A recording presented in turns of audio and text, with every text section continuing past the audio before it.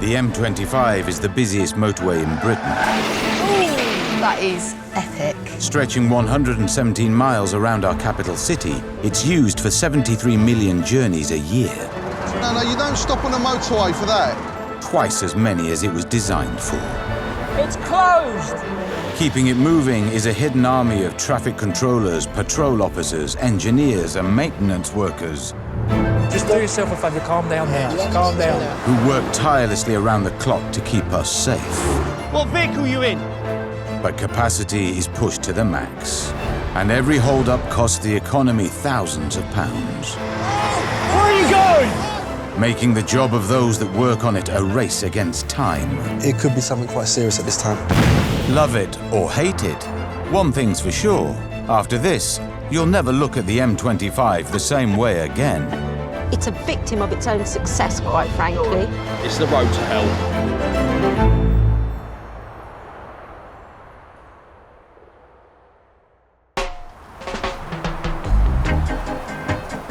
It's early morning, and traffic officers Simon and Gary are preparing for another rush hour on patrol along the northern section of the M25. Lovely job.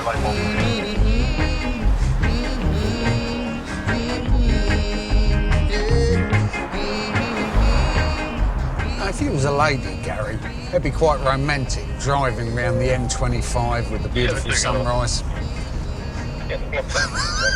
Why did you just come out with this random stuff? Can't help it. Control room operator Emily is also getting ready for a busy morning. I think tea and toast is the secret to early shift, yeah.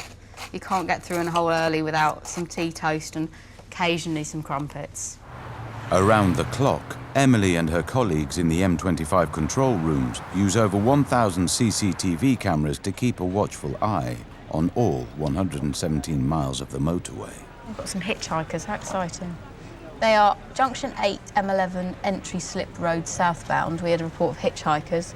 I've just had a check and it looks like there's a LGV stop there now. So he's either going to give them a lift or murder them brutally. Probably just give them a lift. It's 6:30 and the rush hour is about to begin. In the next 2 hours, over 75,000 commuters will pour onto the motorway, causing traffic levels to double. Right, come on, M25, don't let me down today. I'm off to work, I'm afraid. M25, I do it most days of the week now. It's driving me nuts. See what the M25 holds for us today? And as soon as you get on, traffic.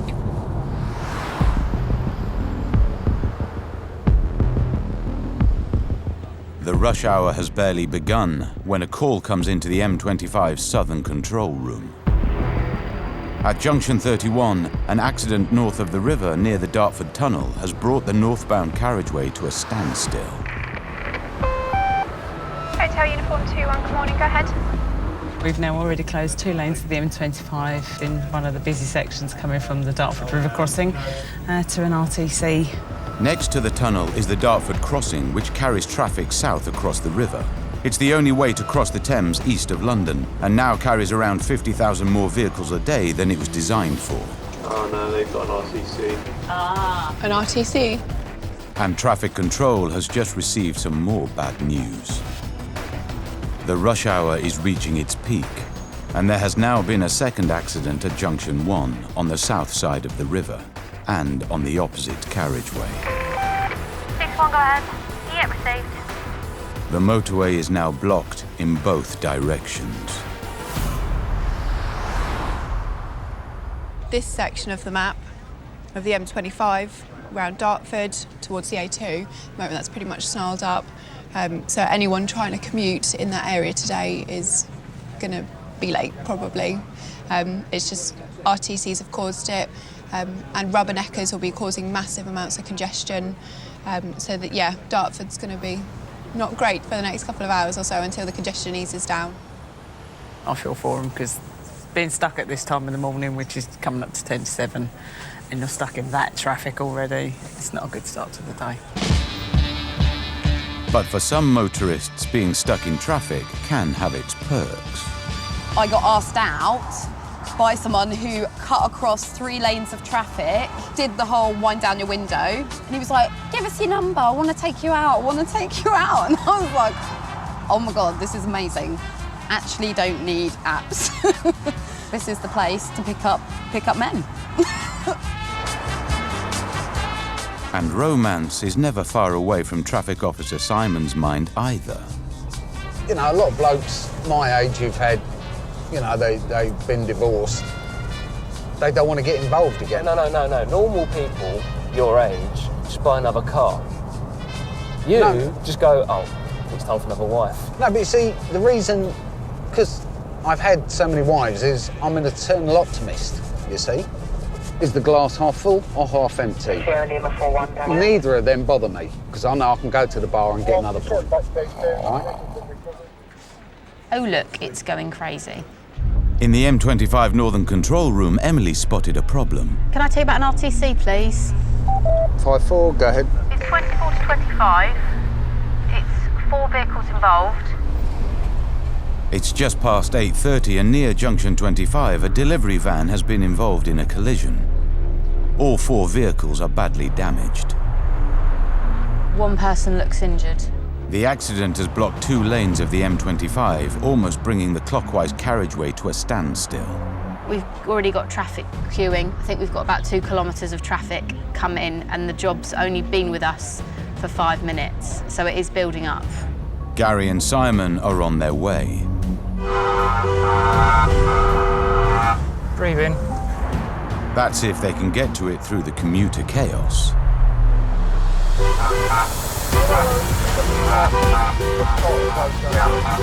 You're going to break that in a minute, Gary, I'm telling you. 2 lanes of the motorway have been closed by the control room.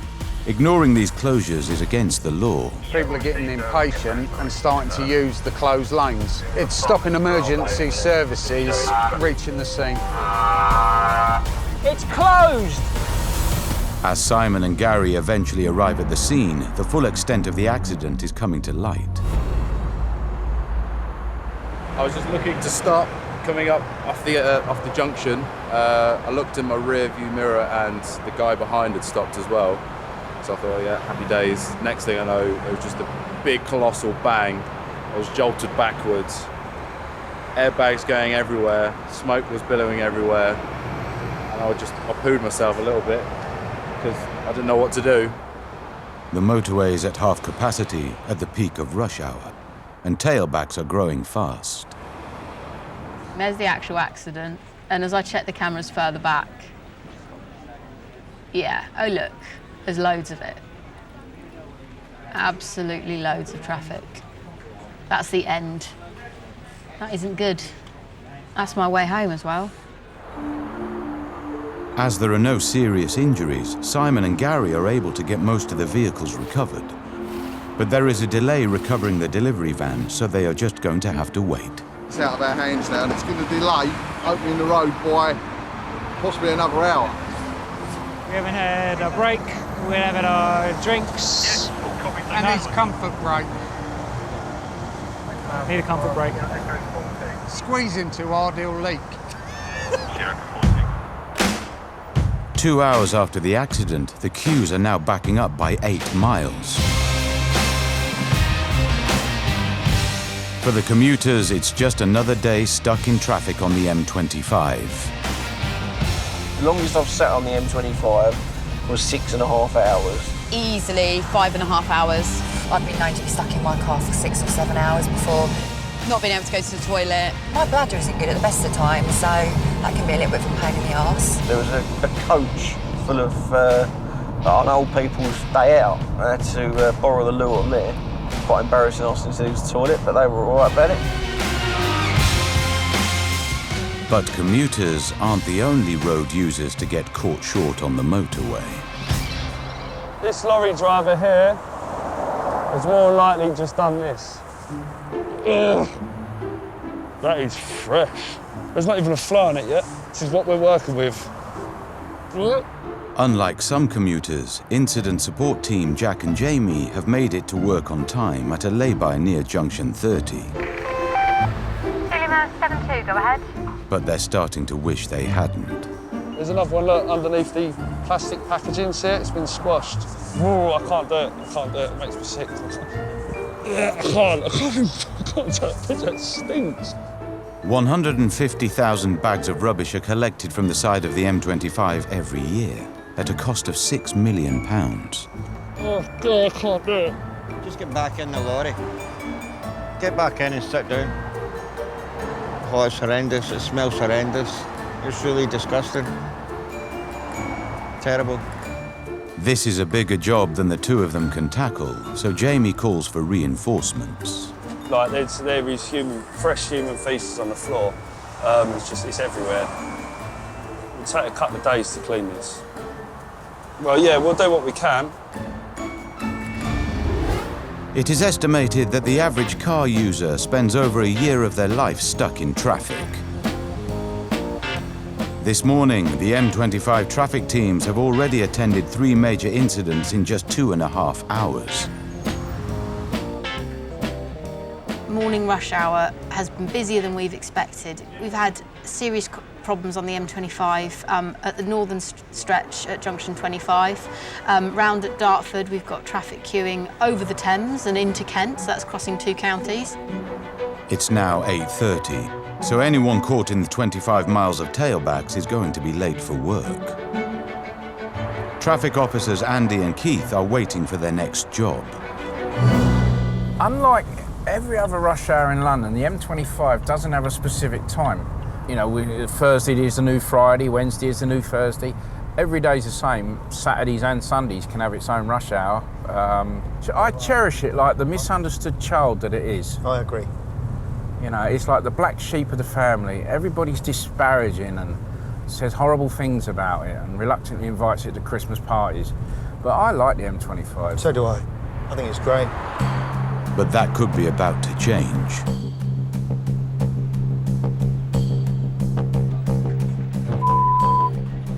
Yeah, copy that. We've seen it on camera. We're setting signals over. Pulled up on scene number 6-2 received. We got an accident. It was quite serious. At junction 5 of the M4, there has been a collision between an HGV and a car in its blind spot, spinning the vehicle into the central reservation.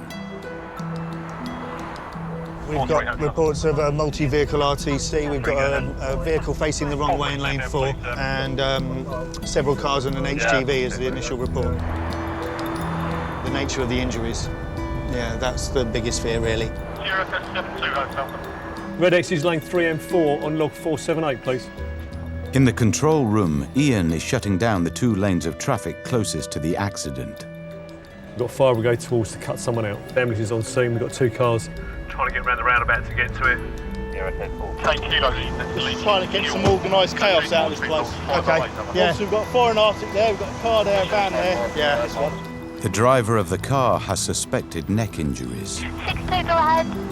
The paramedics are working on the lady in the car. She was unconscious initially. She's now in a neck brace. Fire will have to extract her. And 4-3 closures are out. 85% of incidents are cleared within an hour, but not when injuries are involved. While the fire service and paramedics work on the casualty, Andy and Keith need to keep eyes on the traffic at all times. You happy with the room you got? Yeah, obviously there are people rubbernecking. Is there any way we can put the cones a bit further back? As in... Or are you happy with that? We'll reinforce this bit. No, that's fine. Thanks, fellas, yeah. Our role is to contain, manage the traffic flow past the scene to allow the emergency services to do their jobs. Yeah, it's upsetting to see people in pain and distress, but you need to emotionally detach yourself from that and not get sucked into that to the detriment of your own job. We're here to maintain these guys' safety. If we start getting involved, we're not keeping the scene safe and we could potentially have a second incident. With 2 lanes closed, this accident is already having a massive impact on the traffic. We've halved the capacity of this motorway for 25 minutes now. So it's imperative that we safely remove her so we can open the lanes again. This will be tailing back 2 or 3 junctions, at least. It's the 4th major incident in the last 4 hours. Today's rush hour has turned into a nightmare. Here we go. The story of my life. Stuck in traffic. Commuters aren't the only ones stuck in the Dartford tailbacks. Traffic officers Phil and Sam are also experiencing life in the slow lane. It's one of the phenomenons of the M25. But for some reason, we seem to get unknown quantity of shoes, but only one on the hard shoulder. I don't know where the other one goes. Print out a big map of the M25. Every time we find the shoe, we pin the shoe on the part of the M25 where we found it until we complete the route all the way around.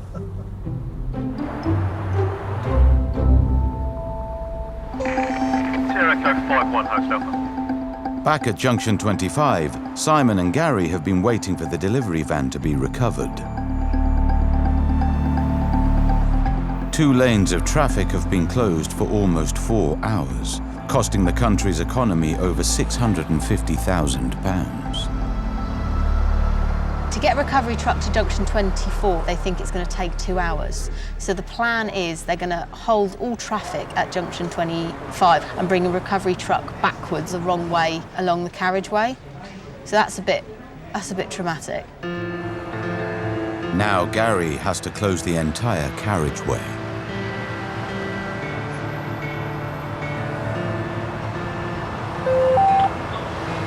Stop! Stop!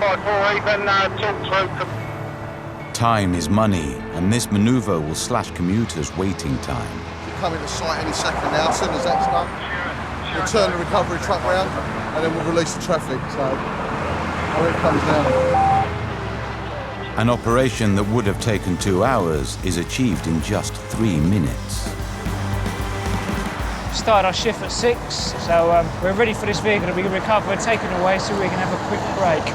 It's taken all morning to clear this incident, but 5 hours after the crash, Scene clear, state 2, over. the carriageway is finally free-flowing again. But there's not much celebrating going on at Junction 30, where Jack and Jamie have found some incriminating litter at a lay-by. Whew. It's a bottle of vodka, a bottle of spirits, empty. Well, obviously. Someone drank a bottle of spirits and drove the next day. Service stations charge trucks to park overnight, so lay-bys like this are frequented by drivers on a budget. And with no sense of smell. Okay. There's also a bottle of urine, yeah? You find them all up and down the laybys. I can't get my head around it. I don't understand. Our Arctic drivers can park in here overnight, get absolutely nutted, and then drive away. It just don't make sense. You wouldn't treat your home like this, would you? Just don't treat it like this here. I mean, I can't deal with the smell, sorry. Makes me feel sick. You've done a good job, Jack. Well done, mate. Yeah. You love it, didn't you? No, I hate it. I really hate it. We'll have to come back later and do some more. We'll have a little break from it because of the smell now, yeah? Come on then. Showing small speeds on log 190 on them. At Junction 5 of the M4, Keith and Andy have been managing a 2-lane closure to keep the emergency services safe while they treat a commuter with suspected neck injuries. The paramedics are happy that she's in a stable enough condition to be cut out of the car. Open your eyes for me.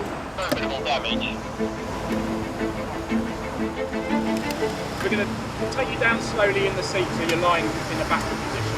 We'll lay the feet down here, and then we'll just slide you across.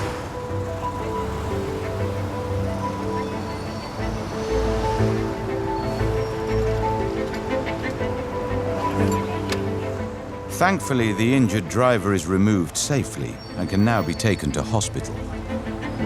We get on with our job and let everybody else get on with theirs, but it's a very good interwoven event. You know, we work very closely with these guys, they work with us. Now the car can be recovered, and after 4 hours, the motorway can finally be reopened. Coming last. Cool, you ready? Yep, I'm ready. Time for a cup of tea? During this morning's rush hour, the M25 traffic teams have dealt with 4 major accidents and cleared more than 30 miles of tailbacks. At last, it's time for them to call it a day. You hope the afternoon shift has a bit of a quieter one than you did? No, I don't. I hope they get caned. It's been a big day for big accidents that's caused massive problems. Oh, that's state 11 for us as well, over. That's me finished.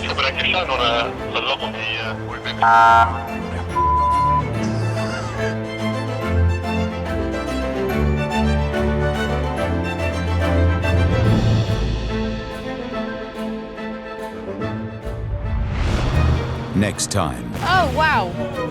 Whoa! the temperature rises on the motorway. We've got a massive vehicle fire. The central reservation is also on fire. 20-metre high flames. Right, OK. Hoping I don't get wiped out by a vehicle. Hey!